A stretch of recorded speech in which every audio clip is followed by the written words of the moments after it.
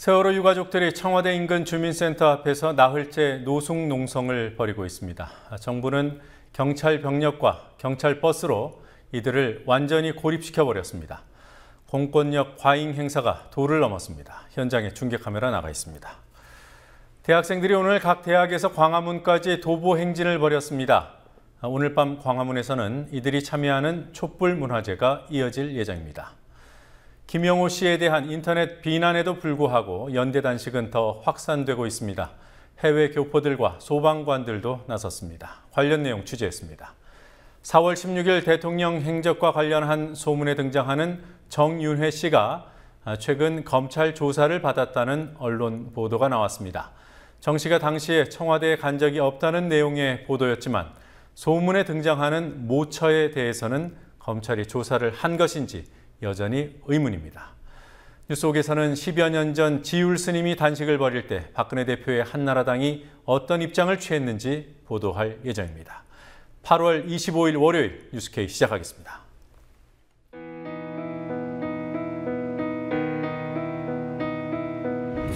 (1960년 4월 19일) 당시 언론은 빨갱이 데모라고 했습니다. 지금 우리는 혁명의 역사로 기억합니다. 1980년 5월 18일 당시 언론은 불순분자의 폭동이라 했습니다. 지금 우리는 독재에 항거한 정의의 역사로 기억합니다. 1987년 6월 10일 당시 언론은 대학생 가두 시위라 했습니다. 지금 우리는 민주주의를 쟁취한 감격의 역사로 기억합니다.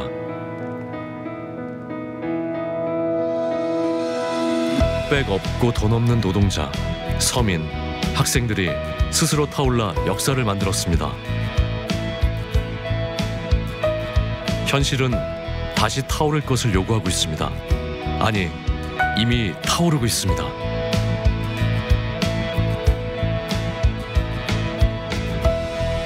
빨갱이를 종북으로, 불순분자를 외부 세력으로, 언론은 말만 바꿨을 뿐 역사를 부정하고 있습니다. 2014년 4월 1일 국민TV가 개국한 이유입니다. 국민TV는 역사를 역사로 기록하겠습니다.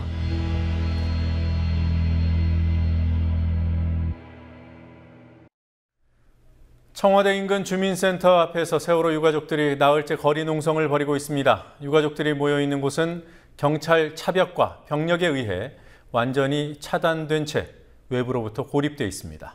경찰은 시민들 신분증 검사를 임의로 하고 취재진에게도 기자증을 요구하는 등 횡포를 부리고 있습니다.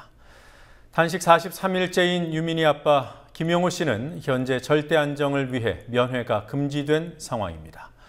서울대 등을 출발해 걸어서 광화문에 모인 대학생들은 곧 문화제를 시작할 예정입니다. 청와대 인근 청운효자동 주민센터 앞에 중계 카메라 나가 있습니다. 현장 연결하겠습니다. 윤인아 PD. 네, 현재 주민센터 주변 농성 상황부터 알아보도록 하죠. 며칠째 고립된 상태라고 할 수 있는데요. 지금 유가족들 몇 명이 모여 있는 겁니까? 네, 세월호 참사 희생자 유가족 40여 명이 지금 이곳 청운효자동 주민센터에서 대통령의 면담을 촉구하며 농성을 벌였습니다. 지난주 금요일부터 밤낮 없이 진행을 해왔고 현재 사흘째입니다.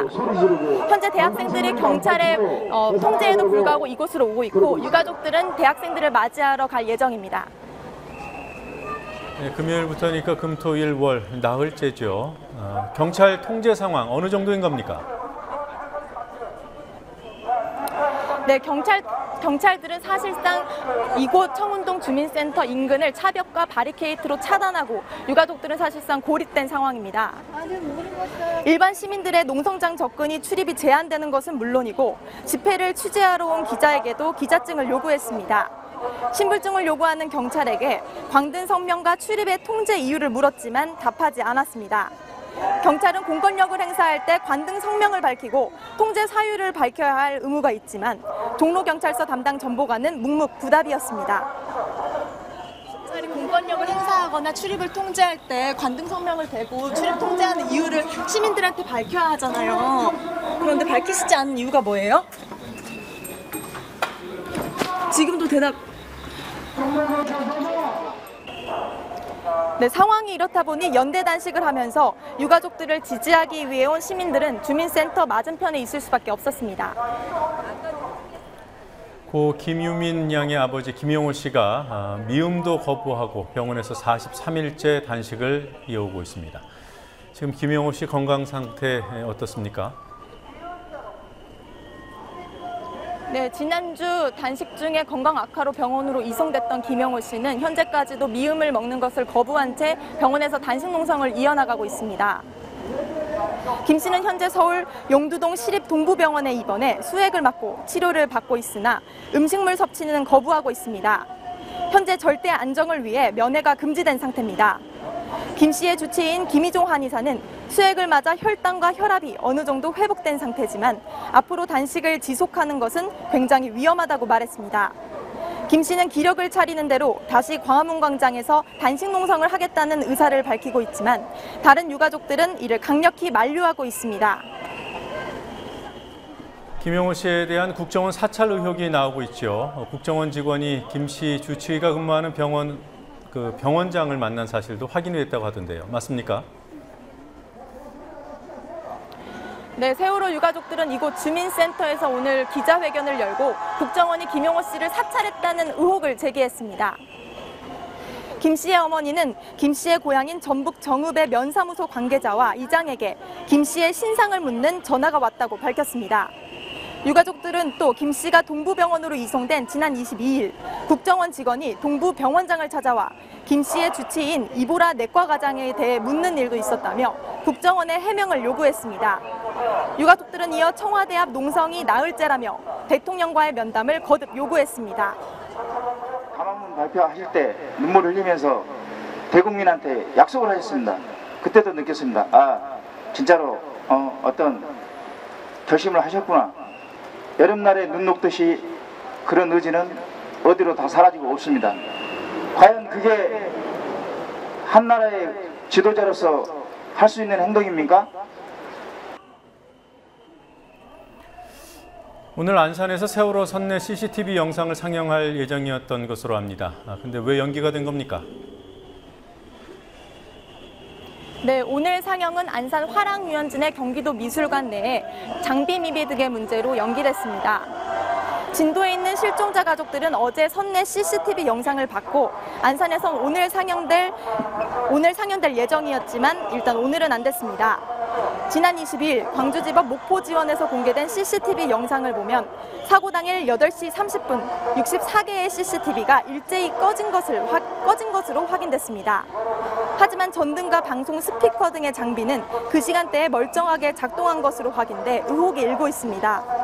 가족과 변호인단은 누군가 고의로 CCTV의 전원 장치를 멈춘 것이 아니냐는 의문을 제기했습니다. 하지만 CCTV 영상에 저장돼 있던 DVR 장치가 있던 3층 안내 데스크를 찍은 영상이 없어 고의로 영상 저장 장치를 껐는지 단지 전기 공급이 차단돼 꺼진 것인지 밝혀내기는 어려운 상황입니다. 세월호 일반인 희생자 가족들이 특별법 기존 합의안을 수용하겠다는 입장을 밝혔습니다. 구체적으로 어떤 입장을 밝힌 거죠? 네, 일반인 희생자 유가족 대책위는 오늘 기자회견을 열고 세월호 특별법에 대한 여야 합의안을 받아들이겠다는 입장을 밝혔습니다.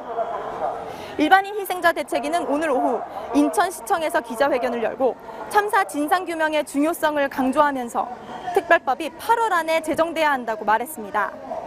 하지만 일반인 희생자 대책위는 오늘 기자회견에 앞서 단원고 측 유족들과 불화가 있다고 보거나 대립구도로 보지 말아줄 것을 당부했습니다. 일반인 대책위는 이틀 전 총회를 열어 입장을 정했다며 단원고 측 유가족들의 주장처럼 진상조사위에 수사권과 기소권을 부여하는 것이 현실적으로 어려운 점을 감안해 자신들의 입장을 정했다고 설명했습니다. 오늘 기자회견에 대해 단원고 측 유가족으로 구성된 가족 대책위는 입장을 정리해 발표하겠다며 신중한 반응을 보였습니다.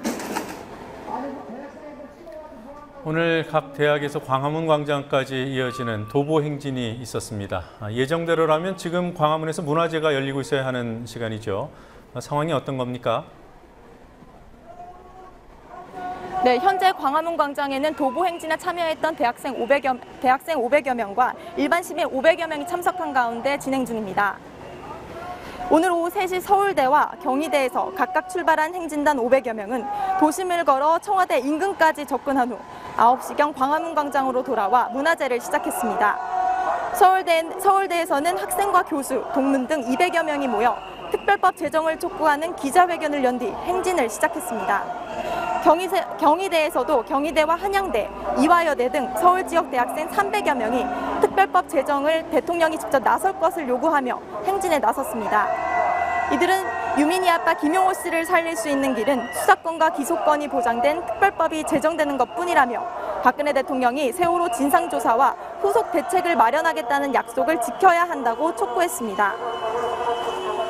그리고 어제 병원에 실려간 김장훈 씨, 오늘 대학생들 문화제에 꼭 참석해서 노래를 하겠다고 했는데요. 참석을 했습니까? 네, 가수 김장훈 씨는 참석할 예정입니다.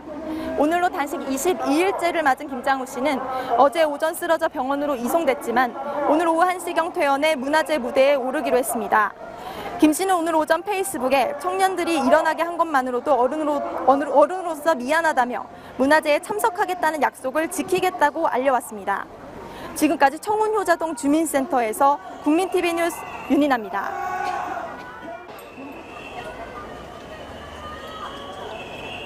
박근혜 대통령과 새누리당은 유가족과 국민에 대한 약속을 지켜라. 온 국민은 유가족과 더불어 철저한 진상규명을 원한다. 지금까지 전국 각지에서 수많은 국민들이 유가족과 함께 진실을 요구하며 걸어왔다. 앞으로도 국민들은 세월호 참사의 진상규명을 제대로 할 특별법이 제정될 때까지 걷고 또 걸을 것이다.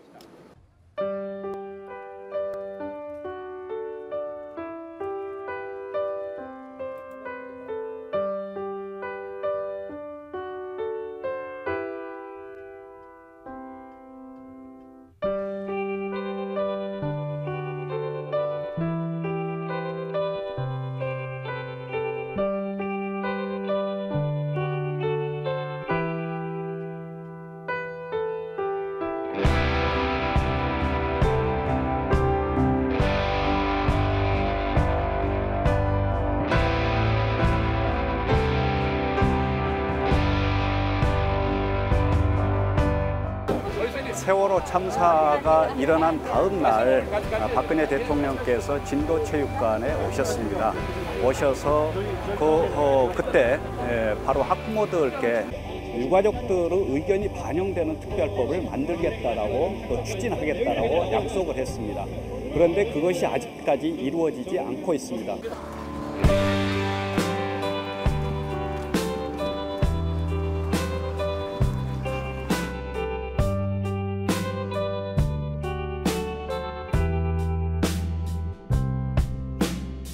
지금까지 이루어진 어떤 여야 합의안 같은 것들이 굉장히 그런 진상규명을 위한 것들이 아니고 그것이 제대로 보장을 해주지 못한다고 생각하고 유족들이 원하는 특별법이 꼭 제정되어야 한다고 생각합니다.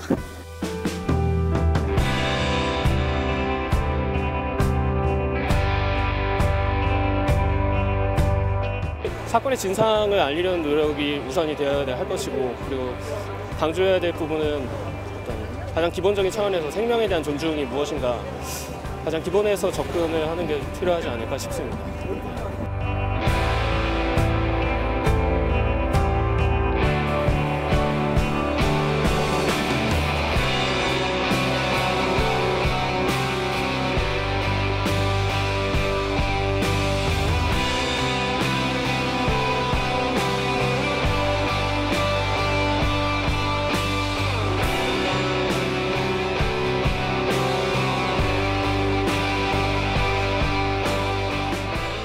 오늘 행진의 의미는요, 이제 세월호 특별법은 이제 국민들이 만들어 가겠다라는 의미로 한 줄로 정리될 수 있을 것 같아요. 오늘 우리는 고작 얼마 안 되는 시간을 벌었을 뿐입니다. 이제 시작이라고 생각합니다. 앞으로 여기 있는 우리가 앞장서서 4월 16일에 대한민국을 바꿔냅시다. 세월호 특별법 제정을 촉구하는 연대 단식이 해외로까지 확산되고 있습니다. 국내에서는 소방관들도 단식에 동참하고 있습니다. 연대 단식 동참자는 시민단체에서 집계한 것만도 2만 9천 명입니다. 문화예술 분야 중 영화, 연극계에서 유가족 지지 움직임이 활발하게 나타나고 있지만 극소수 배우의 모욕적인 표현이 여론의 반발을 샀습니다. 김지혜 PD가 보도합니다. 고 김유민 양의 아버지 김영호 씨가 진상조사위원회에 수사권, 기소권을 주는 내용의 세월호 특별법 제정을 촉구하며 단식에 들어간 지 오늘로 벌써 43일째. 연대 단식에 나선 시민의 수는 오늘 오후 5시를 기준으로 약 2만 9천 명에 달합니다. 해외 교포들도 나섰습니다. 지난 19일 개설된 유가족들이 원하는 특별법 제정을 위한 해외 교포들의 릴레이 단식 페이스북 페이지에는 단식에 참여한 교포들의 사진이 속속 올라오고 있습니다. 일본에서는 엄마들이 연대 단식에 적극 동참하고 있고, 캐나다에서는 한 학생이 어떻게 국가가 나와 같은 또래의 아이들을 구하지 않는지 도무지 이해할 수 없다며 하루 단식에 동참했습니다. 세월호를 잊지 않는 뉴욕 사람들의 모임이 7월 말부터 단식을 시작한 이후 미국 전역에서 단식에 동참한 동포들도 이 페이지를 통해 소식을 전하고 있습니다. 해외 대학에 재학 중인 학자들도 연대 단식에 나섰습니다. 미국 동부 뉴저지주의 주립대인 라마포대의 김기선미 교수는 페이스북에 올린 사진을 통해 해외 학자들의 단식 참여 소식을 알렸습니다. 국내에서도 각계각층의 참여가 늘고 있는 가운데 지난 주말부터는 소방관들도 릴레이 단식에 동참했습니다. 소방관들은 119, 국민 모두의 생명은 소중하다며 유민 아빠를 응원하는 메시지를 전했습니다. 국회에서는 만화전 메모리가 오늘 시작됐습니다. 이번 참사로 단원거에 다니던 조카를 잃은 만화가 김재성 씨를 비롯해 박재동, 원수연 씨 등 약 140명의 작가가 전시회에 참여했습니다. 세월호 참사의 핵심은 진상규명임을 지적하는 메모리전은 국회를 시작으로 홍익대, 제주대, 경남 봉하마을, 부산국제영화제, 경기 고양평화예술제 등 전국 곳곳에서 약 한 달간 이어집니다. 하지만 한편에서는 일부 연기자들이 김영호 씨를 폄훼하는 발언을 해 논란이 됐습니다.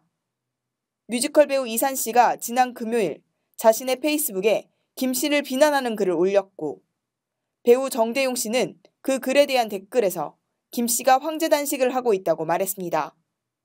이산 씨와 관련된 한국뮤지컬협회 홈페이지는 다운됐고, 정대용 씨가 출연한 영화 해무를 보이콧하자는 움직임도 일었습니다.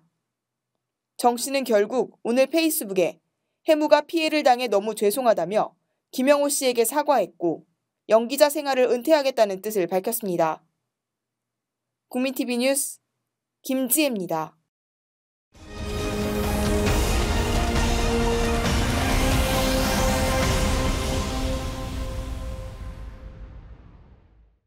새누리당 이완구 원내대표가 처음으로 세월호 유가족들을 만났습니다. 면담이 끝난 뒤 가족들은 지속적으로 대화하기로 했다는 게 가장 큰 성과였다고 밝혔습니다. 유가족과 이완구 원내대표는 모레 다시 만나기로 했습니다. 하지만 여야와 유가족이 함께 협의를 벌이는 3자 협의체에 대해 새누리당은 명확한 반대 입장을 유지하고 있습니다. 정치권 취재하고 있는 PD 연결해서 알아보죠. 곽보아 PD. 네, 곽보아입니다. 네, 세월호 유가족과 이완구 새누리당 원내대표의 면담이 꽤 길었습니다. 3자 협의체에 대한 논의가 있었던 겁니까? 네, 오늘 만남은 유가족들이 왜 3자 협의체가 필요하다고 생각하는지, 새누리당은 왜 받아들이기 어려운지를 설명하는 자리였다고 가족대책위 유경근 대변인이 설명했습니다.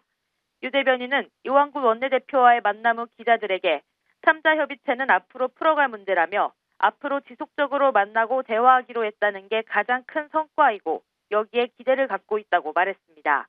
이 원내대표는 상호 허심탄회한 대화를 통해 그동안 있었던 오해를 씻었다고 말했습니다. 오후 4시 30분 국회 새누리당 원내대표 회의실에서 시작된 면담은 2시간 30분가량 이어졌고 양측은 모레 다시 만나기로 했습니다. 하지만 새누리당이 3자 협의체 수용 불가 방침을 바꿀 가능성은 낮아 보입니다.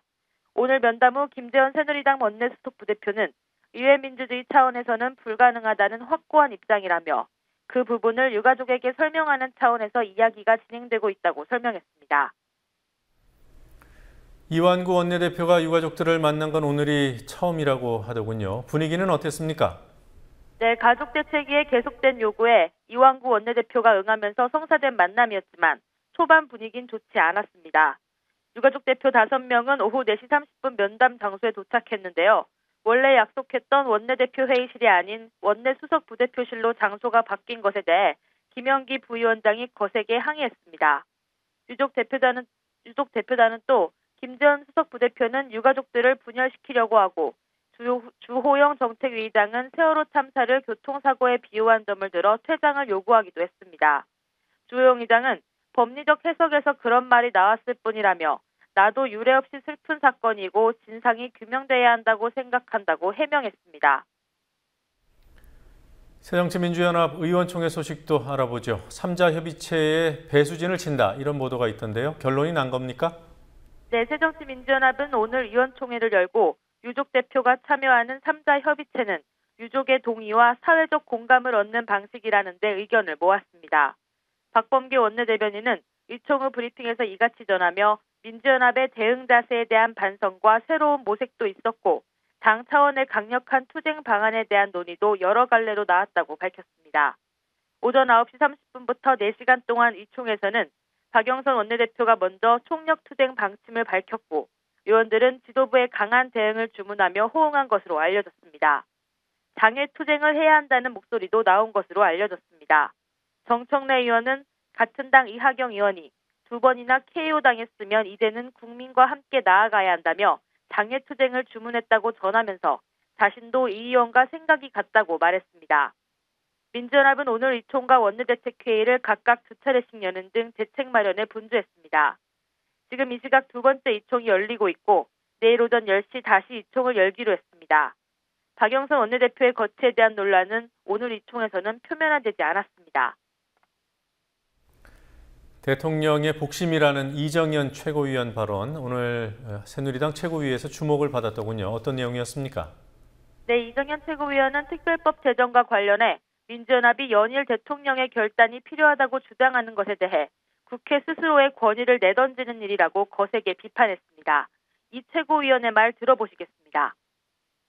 지금 야당은 대통령에게 이렇게 하라 저렇게 하라 하고 얘기를 합니다. 삼권 분립하에서 의회가 반드시 해야 되고 대통령이 하려고 해도 뺏어와야 됩니다. 그래서 국회가 자기 기능을 제대로 할 때 대접을 받고 국회로서의 존립 가치가 인정받는 것이라고 생각을 합니다. 그런데 국회에서 할 일들을 전부 대통령 보고 해달라고 이렇게 얘기하는 것은 좀 과장되게 얘기하자면 이제 자기가 자기 좋아하는 장난감을 고를 수 있는 나이임에도 불구하고 아직도 엄마에게 때를 쓰면서 골라달라고 하는 정말 어처구니 없는 그런 모습이라고 봅니다. 이제 국회가 좀 자긍심을 갖고 자부심을 갖고 이제 환갑이 넘는 국회답게 스스로 일어설 수 있어야 된다고 생각합니다. 이정현 최고위원의 발언을 통해서 청와대의 태도가 어떤지를 간접적으로나마 알 수 있지요. 박근혜 대통령도 오늘 청와대 수석비서관 회의에서 세월호와 관련해서는 별 얘기를 안 했어요. 네, 세월호나 유가족 얘기는 없었고 경제 활성화 등 민생 법안의 조속한 통과만 국회에 요청했습니다. 박근혜 대통령은 오전 수석비서관 회의에서 의회는 국민으로부터 위임받은 엄중한 책임이 있고 의회 민주주의는 개인과 정당을 뛰어넘어 모든 국민을 향해야 한다며 정부 조직법을 비롯한 경제와 민생 관련 법안들을 처리해달라고 요구했습니다. 의회 민주주의를 강조한 건 세월호 특별법 협상은 대통령이 나설 일이 아니며 국회에서 협의해 처리해야 할 문제라는 청와대의 기존 입장을 재확인한 것으로 풀이됩니다. 민주연합의 유기용 수석대변인은 대통령에게 세월호 참사는 벌써 남의 일이 돼버렸냐고 반문하며 진정 대한민국 대통령이 이럴 수 있는가에 대해 분노하지 않을 수 없다고 말했습니다. 박 대통령은 오후에는 서울 노원구 체릉선수촌을 방문해 2014 인천 아시안게임에 나가는 국가대표 선수와 지도자들을 격려했습니다. 여당 비주류 쪽에서는 대통령이 나서야 한다는 말을 하고 있더군요. 구체적으로 누가 어떤 말을 하고 있습니까? 네, 새누리당 내 비주류 의원들 일부를 핵심으로 대통령이 나서야 한다는 의견이 나오고 있습니다. 김태호 최고위원은 책임 있는 지도자들이 반성해야 될 때라며 청와대도 유족들이 면담을 요구하고 있지만 대통령이 나설 일이 아니라고 선을 긋고 있고 실마리가 풀리지 않는 게 사실이라고 대통령 책임론을 제기했습니다. 그러면서 김 최고위원은 결국 정부 여당이 책임을 질 수밖에 없는 구도라며 다시 한번 세월호 전국에 대한 해법을 원점에서 재점검하는 시기가 필요하다. 더 늦기 전에 당정청이 이 문제에 대해 중지를 모아야 된다고 생각한다고 주장했습니다. 앞서 이재호 새누리당 의원이 지난 21일 여야 유가족 3자 협의체 구성을 제안했고 정병국, 황영철, 정미경 의원들도 지난 주말 의원 연찬회에서 대통령이 유가족과 만나야 한다고 주장한 바 있습니다. 그리고 오늘 문재인 의원이 새누리당 하태경 의원을 고소한 일이 있던데요. 어떤 내용입니까? 네, 문재인 의원 측은 오전 서울 남부지검에 문 의원이 비서실장이던 참여정부 당시 유병헌 전 회장의 세모그룹의 부채를 탕감해줘 세월호 사건에 책임이 있다고 주장한 새누리당 하태경 의원을 허위사실 유포와 명예훼손 등의 혐의로 고소했습니다. 박범계 원내대변인은 하 의원의 주장에 대해 문재인 의원은 청와대 비서실장 당시 세모그룹의 부채를 탕감해준 적도 없고 그럴 만한 권한도 없었다며 세모의 부채 탕감은 법원의 기업회생 절차에서 이뤄진 것이므로 어느 모로 보나 하태경 의원의 게시글은 허위사실이라고 반박했습니다. 박 원내대변인은 또 문 의원을 비롯한 야권에 대한 SNS상의 허위사실 유포 행위가 조직적일 가능성에 대해서도 의혹을 제기했습니다. 박 원내대변인은 상당히 솜씨 있는 사람이 매우 지능적으로 정리해서 쓴 글들이라고 보여진다며 어떻게 순식간에 가장 높은 수준의 전파력을 자랑하고 있는지 그 시스템이 어떻게 하면 가능한지 깊은 의문이라고 말했습니다. 박영선 원내대표 역시 오전 당회의에서 유언비어에 보이지 않는 손인 유포부대가 무법천지로 사회를 분열시키고 있는 현상은 범죄 행위라고 강력히 비판했습니다. 새누리당에서 문재인 의원에 대한 공세 계속 나오고 있는 겁니까? 네, 오늘 오전 새누리당 최고위원회의에서 새정치민주연합 문재인 의원의 단식을 비판하는 목소리가 나왔습니다. 이군현 새누리당 사무총장은 문재인 의원을 야당 내부 강경파로 지목하며 세월호 사고를 정치 쟁점화하려는 중심에 문 의원이 있다고 비판했습니다. 이 사무총장은 대선 후보까지 지낸 문 의원은 단식을 할 것이 아니라 책임 있는 자세로 돌아와야 한다며 이같이 말했습니다. 지금까지 국민TV 뉴스 곽보아입니다.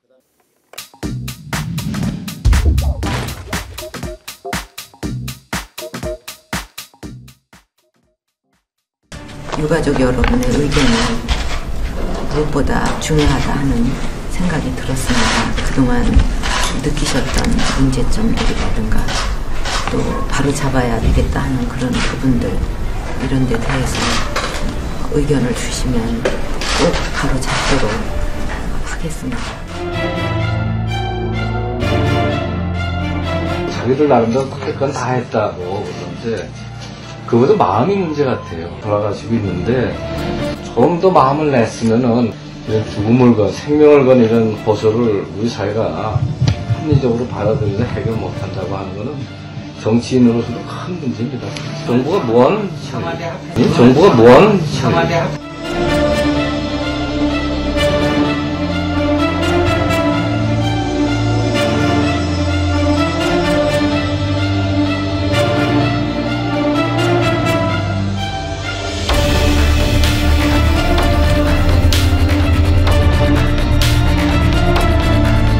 한나라당은 단식 농성 중인 지율 스님이 요구하고 있는 천성산 관통터널 공사 중단과 환경 영향평가 등에 대한 당 차원의 대책 마련에 나섰습니다. 박근혜 대표는 오늘 당 상임운영회의에서 당이 최대한 노력해 지율 스님이 돌아가시지 않게 해야 한다며 야당이 정부 정책으로 가슴이 아픈 사람들을 대변해야 한다고 말했습니다. 박근혜 대표는 지율 스님이 돌아가시지 않게 해야 한다며 가슴이 아픈 사람들을 대변해야 한다고 말했습니다. 박세일 정책위 의장은 오늘 오후 조계종 정토회관으로 지율 스님을 찾아가 위로의 뜻을 전하고 정부가 지율 스님을 살리기 위해서라도 이번 사안에 대해 전향적으로 임해야 한다고 촉구했습니다. 자기들 나름대로 할 건 다 했다고 그러는데 그것도 마음이 문제 같아요. 한 수행자가 돌아가시고 있는데 좀 더 마음을 냈으면은 꼭 이렇게까지 안 하면 되지 않을까 하는 생각이 들어가지고 저는 오늘 무슨 정치인이 아니라 그냥 불자로서 왔습니다. 마음이 너무 괴롭고 그래서 우리 스님 뵙고 제가 큰 절기라도 하고 가야 되겠구나 하는 생각이 나고, 이런 탄수령자의 이런 죽음을 건, 생명을 건 이런 호소를 우리 사회가 합리적으로 받아들여서 해결 못한다고 하는 거는 정치인으로서도 큰 문제입니다. 아니, 와서 설득이라도 하고 설명이라도 하고 그래야 되는 거 아닙니까? 예를 들어서 우리들은 최선을 다했고 스님 말씀은 옳지만은 그렇게 하는 데는 이런 문제가 있으니까 좀 마음을 풀어주십시오라고 해야 되는 거 아니에요? 정부가 뭐 하는 짓이에요?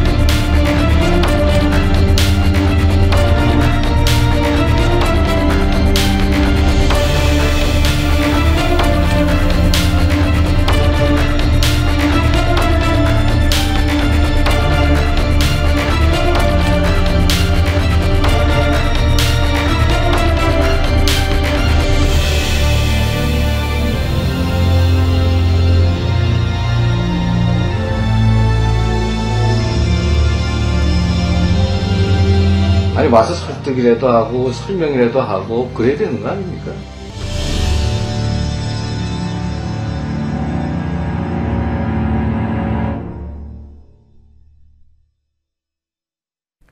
(4월 16일) 청와대에 간 적이 없다.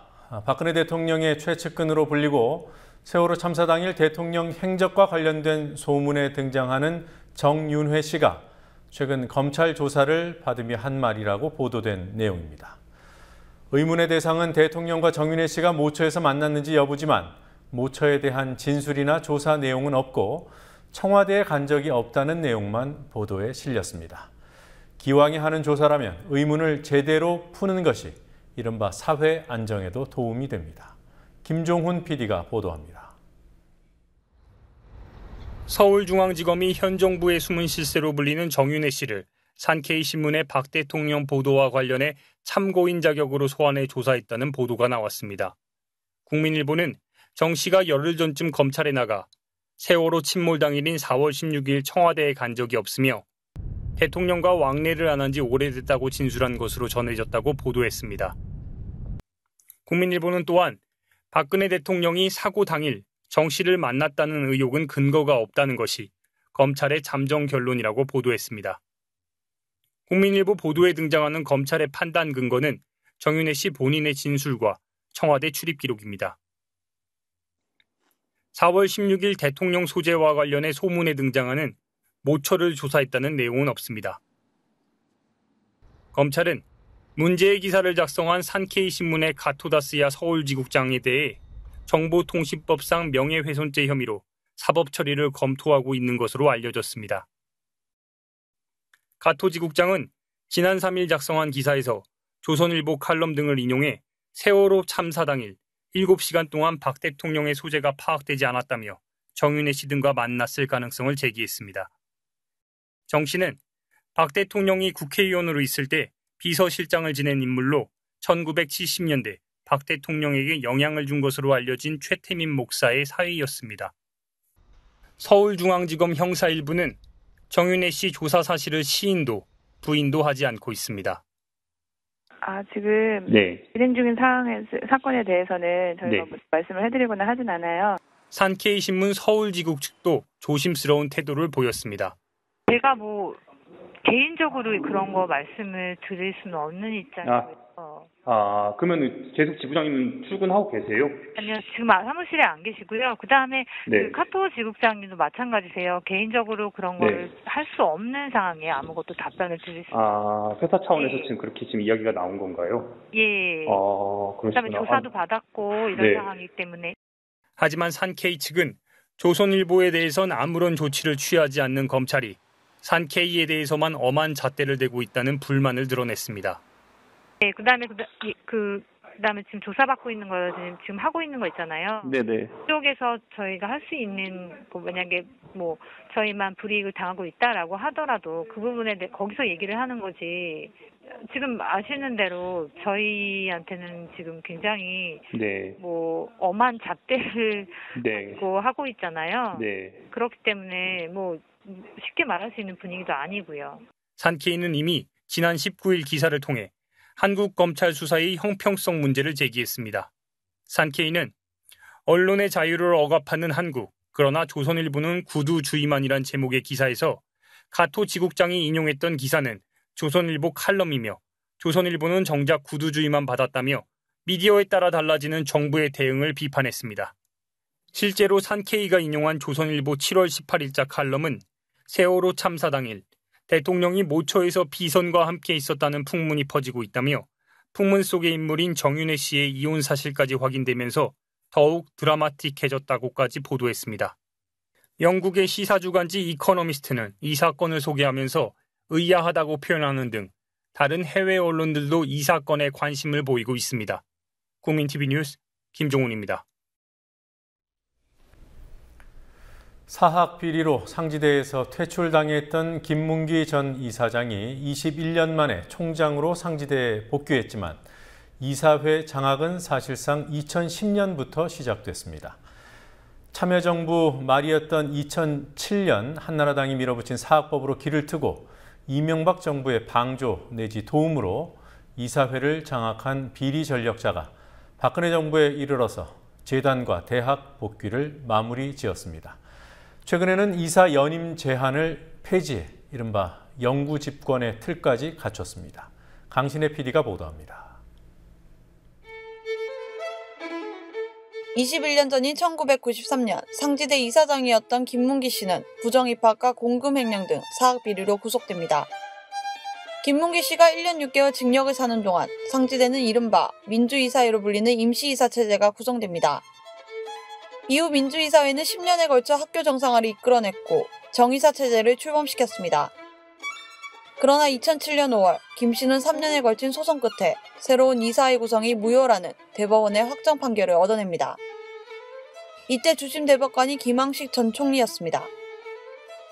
같은 해 6월에는 새누리당 전신인 한나라당의 요구로 비리재단의 복귀를 허용하는 방향으로 사립학교법이 개정됐습니다.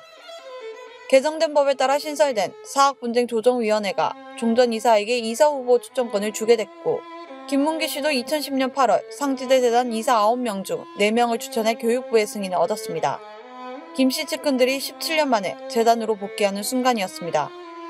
이들 4명 중에는 김 씨의 차남 김길남 씨도 포함됐습니다. 이후 일부 개방이사와 대학 구성원 추천이사까지 김 씨 편을 들면서 김 씨 일가가 이사회를 완전히 장악하게 됐고 올해 3월 31일 차남 길남 씨가 만장일치로 이사장에 선임되기도 했습니다. 여기에서 그치지 않고 김 씨 일가는 이사 연임 제한을 없애는 정관 개정안을 6월 11일 이사회에서 역시 만장일치로 통과시켰습니다. 이사 연임 제한 폐지는 김문기 씨의 영구 집권을 위한 정지 작업으로 여겨졌고 김문기 씨가 전면에 나서는 신호탄이었습니다. 실제로 이사회는 7월 28일 김문기 이사 선임 안건을 통과시켰습니다. 이때도 만장일치였습니다. 하지만 교육부가 이사 승인 거부 방침을 밝히자 상지대 이사회는 8월 14일 김문기 씨를 교육부 승인이 필요 없는 총장으로 선임했습니다. 김문기 일가는 김문기 씨 본인이 총장을 맡고 차남이 이사회를 맡도록 했습니다. 교육부는 지난 22일 김문기 이사 승인을 최종 거부하면서 김문기 씨의 총장 선임도 부적절하다는 입장을 밝혔습니다. 상지대 재단 이사회의 이사 6명이 오늘 29일 임기가 끝납니다. 이들이 김문기 일가를 견제할 수 있는 인사들로 교체되느냐는 교육부의 의지에 달려 있습니다. 국민TV 뉴스 강신혜입니다. 오늘 부산과 창원 등 남부 지방에 시간당 100mm가 넘는 폭우가 쏟아졌습니다. 현재까지 5명이 사망한 것으로 확인됐지만 인명피해가 더 늘 수도 있어 보입니다.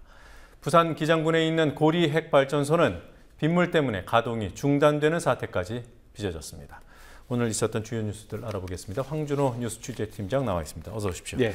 먼저 경남 창원 시내버스가 강물에 휩쓸려 내려가는 사고, 그 소식부터 알아보죠. 예, 오늘 남부지방에서는 시간당 100mm 이상의 폭우가 쏟아졌는데요. 이 중에 창원의 강수량이 270.5mm로 가장 많았습니다. 사고를 당한 시내버스는 오후 2시 51분쯤에 강수량이 치솟던 시간에 창원에서 마산으로 가던 길에 불어난 강물에 휩쓸렸는데요. 강물에 떠내려오다가 다리 난간에 걸렸습니다. 신고를 받고 출동한 경찰과 119 구조대가 버스 안에서 30, 40대로 추정되는 여성의 시신 한 구를 발견했습니다. 아직 정확한 당시의 탑승 인원은 확인되지 않고 있는데요.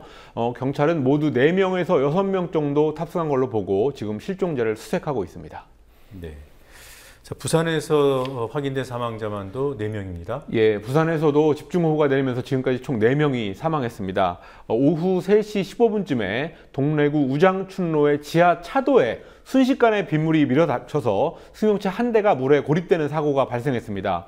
구조대가 보트를 타고 구조에 나섰지만 이미 차 안에 있던 57살 남모 씨 그리고 15살 임모양 이 2사람이 사망한 상태였습니다.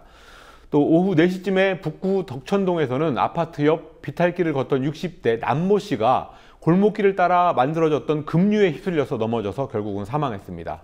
또 오후 4시 40분쯤에는 기장군 일광명 주변의 골프장에서 일하던 여성 3명이 승용차를 타고 퇴근하다가 범람한 물에 휩쓸려서 운전석 옆에 있던 홍모 씨가 사망했습니다. 네.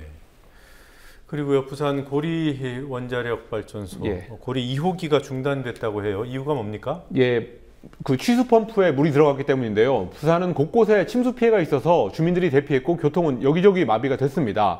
그런데 그중에서 주민들을 가장 불안하게 한 것은 바로 부산 고리 원자력 발전소 핵발전소 2호기가 빗물에 젖어서 가동을 멈췄던 일입니다. 오후 3시 54분쯤에 2호기의 취수펌프에 빗물이 너무 많이 들어가가지고 운전이 자동으로 중단되는 매우 이례적인 일이 벌어졌습니다. 또 앞서 오후 2시 22분쯤에는 북구 구포동에서 아파트 뒷산이 무너져 내리면서 경로당을 덮쳤고 그 경로당 건물이 완전히 붕괴됐지만 다행히 인명피해는 없었습니다. 또 구포 양덕여중이라는 학교에서는 학교 건물 3층까지 침수가 돼서 학생들 400여 명이 옥상으로 대피하는 일도 있었습니다. 네, 다행히 학생들도 전원이 다 무사히 그렇습니다. 예. 위험 지역을 벗어났다고 하더군요. 자, 그리고 김문기 씨의 상지대 총장 복귀, 앞서서도 리포트로 봤습니다만, 이 사학분쟁조정위원회라는 곳을 통해서 복귀가 이루어지지 않았습니까? 그렇습니다. 네. 그러면서 교육시민단체들로 구성된 사학개혁국민운동본부가 오늘 기자회견을 열고 김문기 씨의 상지대 총장 복귀를 반대한다면서 그 사학분쟁조정위원회, 사분이라고 하는데요. 여기가 사학비리 주범들의 복귀에 지금 들러리를 쓰고 있다라는 지적을 했습니다. 이들은 사학분쟁위원회, 사분위가 대학 정상화라는 명분 아래 세종대, 경기대, 대구대 같은 수많은 비리사학재단에서 비리 세력을 복귀하는 데 도움을 주고 있다. 사실상 도움을 주고 있다고 비판했습니다. 특히 2007년에 사분위가 만들어진 후에 사학분규의 해결보다는 사학비리를 옹호하고 또 비리재단을 감싸고 있음을 보여주는 대표적인 사례가 바로 이번 상지대 사태라고 주장했습니다. 사학개혁 국민운동본부는 사학의 정상화를 위해서는 사분위부터 우선 정상화되어야 된다라고 하면서 김문기 씨와 또 다른 비리사학분규의 공정성과 객관성을 가지고 임하라고 요구했습니다. 이들이 과연 사학비리 주범들의 복귀 들러리인지 주역인지 그것도 좀 따져봐야 될 것 같아요. 어지간하면 사학분쟁조정위원회를 사학분쟁조장위원회라고 하겠습니다. 그렇습니다. 네, 삼성 반도체 공장 백혈병 피해자 유가족들 그리고 시민단체 또 입장을 밝혔군요. 예, 지난 21일에 서울고등법원에서 고 황유미 씨와 이수경 씨의 유가족들이 낸 항소심 판결이 있었는데요. 황 씨와 이 씨가 삼성 반도체에서 걸린 백혈병을 산업재해로 1심에 이어서 다시 한번 인정을 했습니다. 그래서 오늘 반올림, 반도체 노동자의 건강과 인권 지킴이라는 단체죠. 여기를 비롯한 시민단체들이 삼성전자와 정부가 법원의 판결을 수용하고 책임지라라는 공동 기자회견을 열었습니다. 반올림은 특히 삼성은 내용 없는 사과, 또 형식적인 재발 방지 대책, 피해자들을 가르는, 분열시키는 협소한 보상 대책 이런 것들로 문제를 해결할 수 없다는 사실을 인정하라고 요구했습니다. 이 자리에서 황상기 씨, 고 황유미 씨의 아버지죠. 황상기 씨는 삼성이 산업재해를 부인하고 재발 방지 대책을 그동안 세우지 않았기 때문에 피해자가 233명으로 크게 늘어났다고 주장했습니다. 삼성전자는 반올림과의 협상에서 이번 판결과 교수분 별개다라는 입장을 계속 취해왔는데요. 이번 항소심 판결에도 과연 이런 입장을, 그런 기조를 계속 유지할지 관심이 가고 있습니다. 네. 오랜 투쟁을 했던 재능교육 학습지 노동자들, 그동안 노조를 인정해달라고 오랜 소송을 해왔는데 1심과 달리 2심에서는 노조 불인정 판결이 나왔습니다. 그렇습니다. 서울고등법원이 학습지 교사들을 노동자로 인정해달라고 냈던 항소심에서 원고 패소 판결을 내렸습니다. 재능교육 학습지 교사들은 재작년에 자기들을 근로기준법상의 노동자로 인정해달라고 하는 소송을 냈는데요. 1심 재판에서는 학습지 교사도 회사에 종속된 노동자다라는 첫 번째 판결을 받아냈습니다. 그렇지만 2심 재판부는 22개월 만에 그때 당시에 원심 판결을 뒤집고 학습지 교사들은 위탁 계약에 따른 지시만 받고 회사의 지휘나 감독은 받지 않고 있기 때문에 근로자로 볼 수 없다고 판결의 이유를 밝혔습니다. 노동계와 법률계는 노동 3권의 사각지대에 있는 특수고용 노동자들을 노동자라고 인정해가는 지금 현재 시대 변화에 역행하는 판결을 서울고법이 냈다고 비판했습니다. 또 재능교육 노조위원장은 법으로 보호해야 할 특수고용 노동자들을 사법부가 외면했다라면서 앞으로 법적 노조로 인정받을 때까지 싸우겠다고 밝혔습니다. 네. 그리고 제1롯데월드 같은 대형 건물을 지을 때는 환경영향평가를 받아야 한다. 이런 규제, 예. 뭐 필요한 규제라고 볼 수 있는데 예. 이게 없어졌어요? 예, 그걸 추진하다가 그 총리실 규제위원회에서 무산시켜버렸습니다. 새정치민주연합의 장하나 의원이 지난 2012년 환경부가 개정하려고 했던 환경영향평가법 자료를 공개하면서 오늘 드러난 사실입니다. 이명박 정부 당시에 제2롯데월드 같은 그런 초대형 신축 건물들의 환경 피해 논란이 여러 군데서 벌어지니까 환경부가 연면적 20만 제곱미터 이상의 대형 건축물에서는 환경영향평가를 해야 된다라는 법 개정안을 추진하고 있었습니다.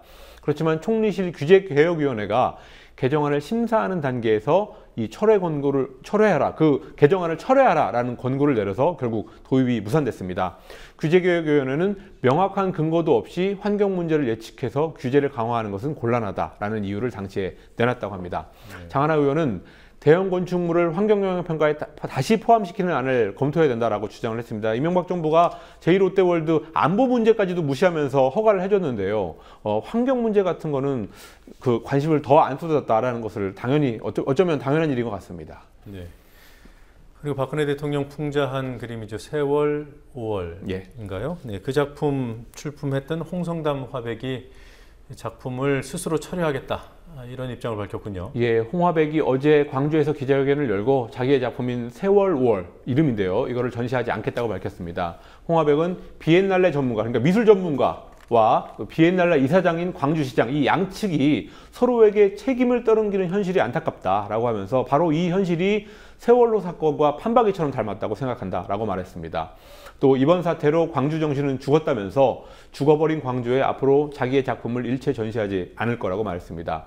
홍화백은 자기의 작품을 즉각 반환할 것, 또 걸개 그림 자리에 백인의 릴레이 아트 작품을 전시할 것, 또 마지막으로 사퇴한 광주 비엔날레 윤범모 책임 큐레이터를 복귀시킬 것, 이 세 가지를 광주 비엔날레 측에 요구했습니다. 네, 자, 오늘 여기까지 듣겠습니다. 수고하셨습니다. 네.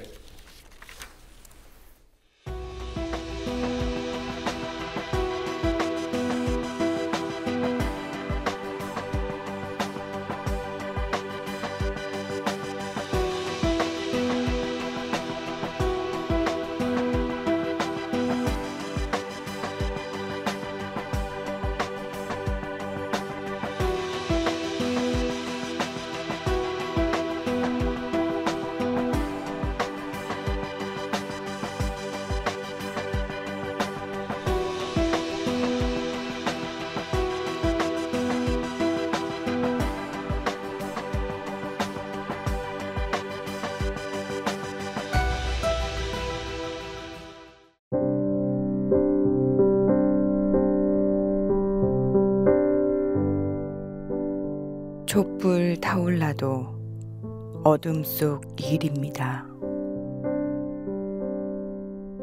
횃불로도 그 어둠 다 지우지 못하는 걸요. 초라하고 누추한 것 다 드러나도 괜찮습니다. 새벽이 오고 백주 대낮이 와야 합니다.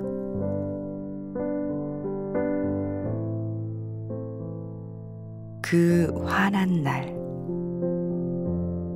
구름 없는 날이 그저 기다리면 오는 내일일 리는 없는 것도 알지요. 새벽을 향해 쉬지 않고 나아가야 합니다.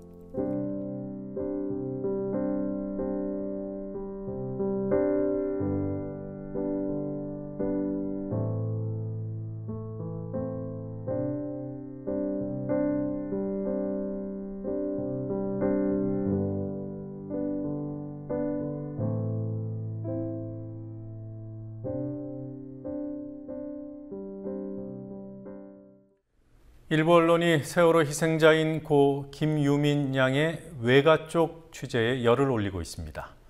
세월호 특별법 제정을 요구하며 단식을 이어온 유민 아빠 김영호 씨 때문입니다. 김 씨의 단식이 국내외 언론의 조명을 받고 여권을 압박하는 계기로 작용하자 김 씨의 개인사를 들춰내고 단식의 목적을 비하하는 그러한 글들이 SNS와 인터넷에 유포됐습니다. 김 씨가 딸의 억울한 죽음을 밝히려는 애절한 아버지로 보도되고 있지만 실제로는 이혼 후 10년 동안 딸을 돌보지 않다가 보상을 노리고 갑자기 아버지 행세를 하려 든다는 내용들입니다. 이런 와중에 언론이 유민 양의 외가 쪽을 취재한다니 시비를 가려줄 것이라 기대하면 오산입니다. 정말 만났는지 아닌지 알 수 없고 정말 그 말을 했는지 안 했는지 확인이 불가능한 익명의 외가 쪽 사람 말들을 이미 정해진 편집 방향에 꿰맞추고 있습니다.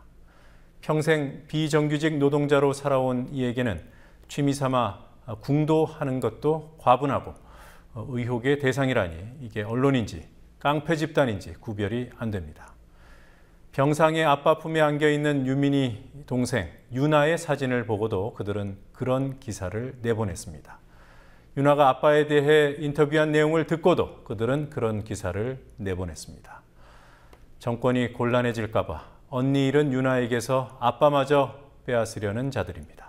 뉴스K 마치겠습니다. 내일 뵙겠습니다.